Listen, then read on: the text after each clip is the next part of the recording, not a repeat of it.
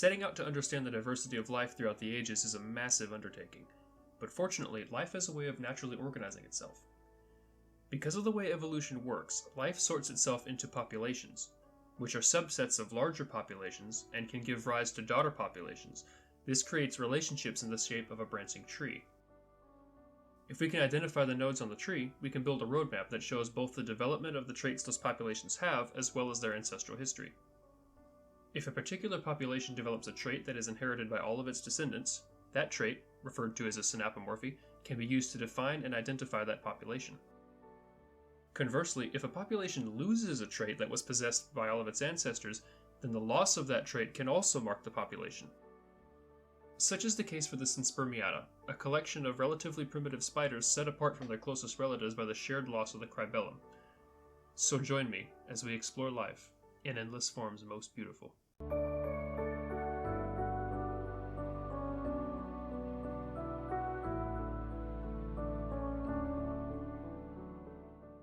To say that biodiversity is complex would be an understatement. If you want to understand every one of life's endless forms, you may as well be trying to memorize every star in the galaxy. But because life reproduces the way that it does, all life forms will have a prior ancestry, which means that life is collectively organized into a tree of interrelated creatures that we can use as a map for understanding it better. The nodes on the tree represent an ancestral population that is the common ancestor for all branches extending from that node. These groupings are called clades. This tree, or map of life, is not arbitrary. Modern biology is not merely concerned with categorizing things according to what is most convenient for us to understand, but rather in understanding what groupings are objectively real and how they are related to each other. This endeavor can either take a very broad focus, such as parsing out the relationships between major groups like mammals and reptiles, or it can be highly focused, sorting out the details within a specific genus. For example, we can look at the relationship of mammals to other vertebrates, or how mammals are related to other amniotes. We could look at the internal relationships within mammals, and we can increase the resolution dramatically depending on how specific we want to be, even going as far as looking at the relationships between species of dogs inside the genus Canis. There is something to be learned at every degree of resolution. High-level relationships can give us a general understanding of the history of life on a large scale, and can be the source of insight into predictions of future fossil discoveries. Getting more specific can increase our understanding of those organisms in a variety of ways. But sometimes you find the most interesting things tucked in the obscure corners that are normally included almost as an afterthought. But sometimes this is where the most interesting discoveries are. Most modern species of spiders are araneomorphs. There are a variety of more primitive spiders like the Mesothelea and megalomorphs, but the vast majority of spider diversity is araneomorphs.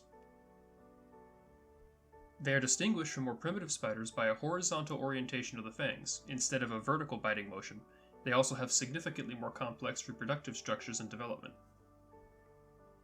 Among the araneomorphs, most spiders belong to a clade called the Haplogyne. They are distinguished from the rest of the araneomorphs by their unique female genital structure. Haplogyne spiders have two copulatory openings for sperm, in addition to the genital opening for the deposition of eggs. The epigynes of these spiders tend to be hardened or sclerotized structures akin to sort of like a firm plate embedded in the soft leathery pouch that is the spider's abdomen. The remaining araneomorph spiders are the Haplogyne spiders. They have a simpler arrangement of female genitalia. In contrast to the Haplogynes, the female genitalia consist of a single shared opening for sperm and laying eggs, and is not accompanied by any sclerotized structures. The Haplogynes contain virtually all of the araneomorph spiders that the average person has heard of. Wolf spiders, jumping spiders, widows, huntsman spiders, and orb weavers are all Haplogyne spiders. There are likely only two Haplogyne spiders that most people are aware of: recluse spiders of the family Loxosceles, and the suspiciously named and always misidentified daddy longleg spiders of Phalcidae. Apart from these, the Haplogynes are mostly a collective of spiders that you may have seen but wouldn't find significant enough to know the names of. Many of them are poorly studied groups of primitive araneomorphs whose taxonomy still requires a lot of work to define. To begin with, Haplogyne spiders do not form a natural grouping, or clade. Originally, phylogenies were constructed using morphology as the guiding light, in the days before genetic analysis was readily available. One family of basal araneomorph spiders was placed in the group defined as being the most primitive of the araneomorphs and became the sole representative of the paleocribolate spiders. Hypochilidae is defined by the retention of all 4 ancestral book lungs, while most other araneomorphs have only 2 book lungs, with the anterior pair having been lost or modified into a more trachea-like structure. The remaining araneomorphs made up the grouping neocribolate spiders, with the poorly studied Ostracoloidea being basal to the group and the remaining spiders grouped into 2 clades, the Haplogynes and Entelogynes. But morphology is a funny thing. Sometimes traits can develop independently multiple times, or have evolved earlier or later than morphology alone would imply, which can throw us off the trail, especially when we're working from incomplete datasets like the fossil record. Genetic analysis allows us to greatly refine our understanding of the finer points of relationships between major collections of organisms. Modern genetic studies have virtually eliminated the paleocribolate and neocribolate groups entirely, and exposed the Haplogyne spiders as a paraphyletic collection. Paraphyletic just means that the collection is not a natural grouping, because it includes a common ancestor but arbitrarily excludes some of its descendants, or arbitrarily includes organisms from other common ancestors. For example, reptiles, as traditionally defined, are paraphyletic because they arbitrarily exclude birds, even though birds are part of the same population of diapsids. The Haplogynes collectively turn out to be paraphyletic, and several of the families contained therein may actually be paraphyletic themselves, containing genera that belong to distinct lineages. While the Entelogyne spiders are united by a common ancestor, and are thus monophyletic, the Haplogynes, as traditionally defined, cannot form a natural grouping. So, we can use the term haplogyne to refer to non-entelogyne araneomorphs, but not as the name of a clade. It's similar to saying non-mammal vertebrates if we wanted to refer to all vertebrates other than mammals.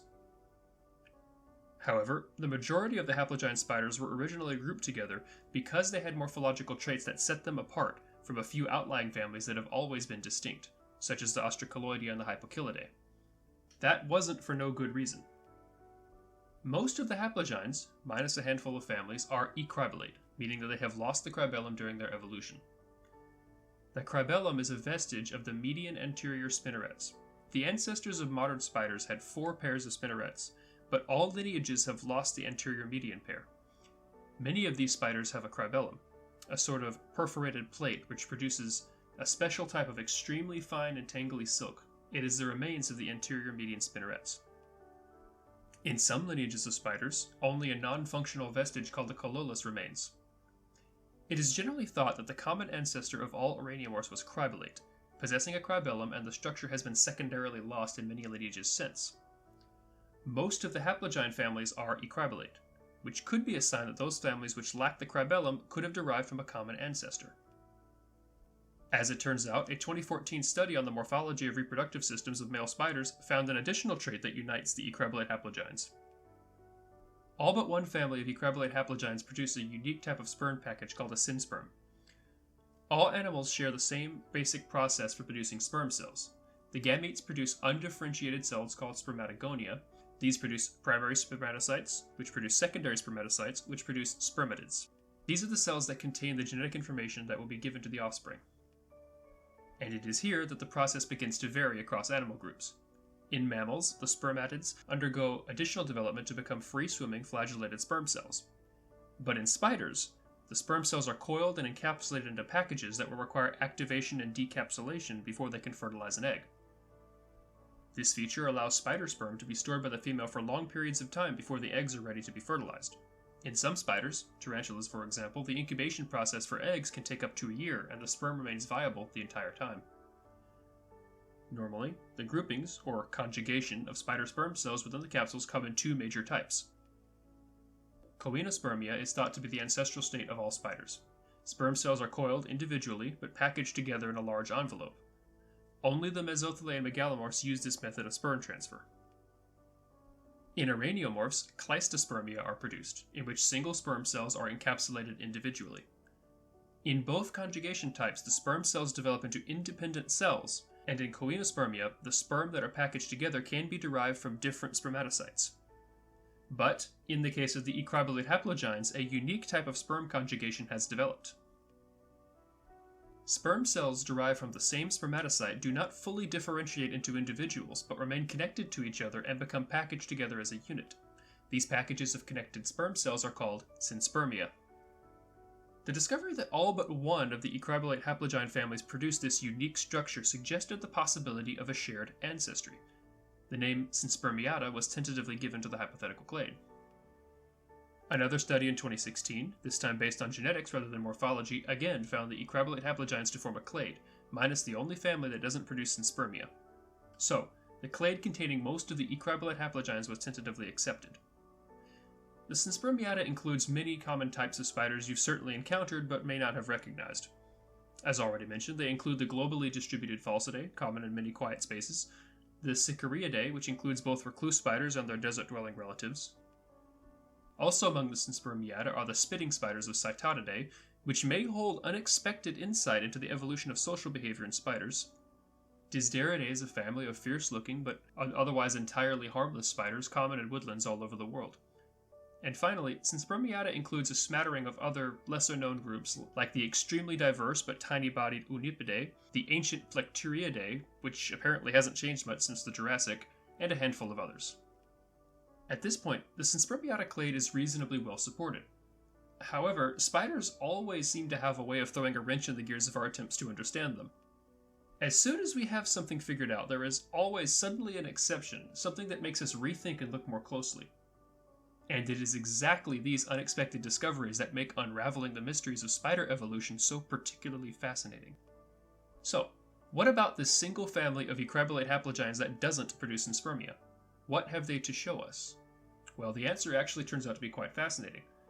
Telemidae are a family of cave-dwelling spiders which exhibit a variety of adaptations for life in caves, including many species having lost their eyes during their evolution. One novel trait they possess is that they apparently have developed their own form of conjugation for sperm cells.